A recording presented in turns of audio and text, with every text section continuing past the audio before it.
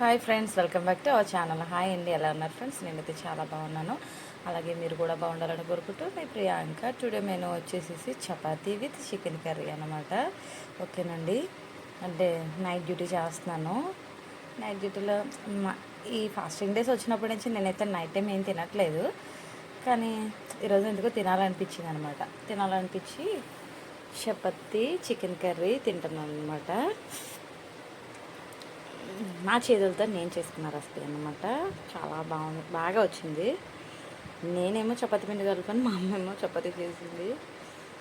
Okay, తలస్నానం చేసేసి ఇంకా బైబిల్ అది చదివేసుకుని ఇప్పుడైతే తింటున్నాను అనమాట. చాలా బాగుంది. కాంబినేషన్లో మీకు ఎంతమందికి అయితే ఇష్టమో ఒకసారి మెసేజ్ చేయండి. ఓకేనండి.